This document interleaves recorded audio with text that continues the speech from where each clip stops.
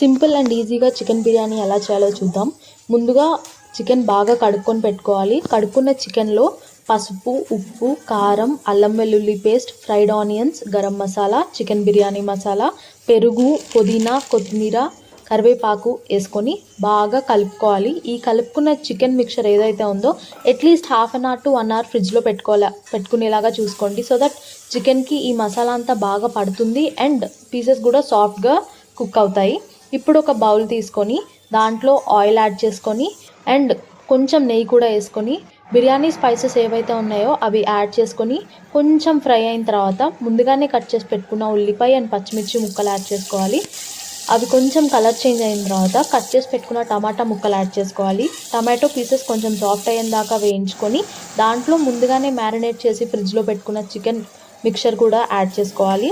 చికెన్లో నుంచి water evaporate అయిపోయి ఆయిల్ రిలీజ్ అయ్యేంత వరకు మనం స్లో టు మీడియం ఫ్లేమ్ని సెట్ చేసుకుంటూ ప్రాపర్గా కుక్ చేసుకోవాలి. అట్లీస్ట్ 70% చికెన్ కుక్ అయ్యేలాగా చూసుకోవాలి. ఇప్పుడు ఇంకొక బౌల్లో వాటర్ తీసుకొని దాంట్లో బిర్యానీ స్పైసెస్ యాడ్ చేసుకొని సరిపడినంత ఉప్పు అండ్ బాస్మతి రైస్ అతుక్కోకుండా ఉండడం కోసం కొంచెం ఆయిల్ అండ్ పుదీనా, కొత్తిమీర అండ్ ముందుగానే కడిగి పెట్టుకున్న బాస్మతి రైస్ కూడా యాడ్ చేసుకోవాలి.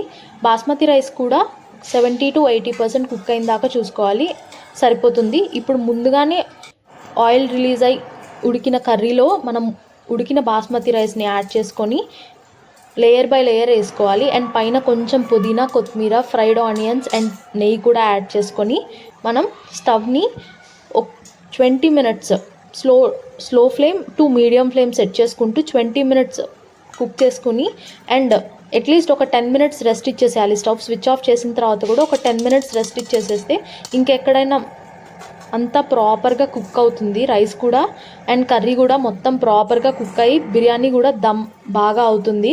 అండ్ మేక్ ష్యూర్ దట్ లోపల నుంచి ఆవిరి బయటికి రాకుండా ఉండేలాగా చూసుకోండి.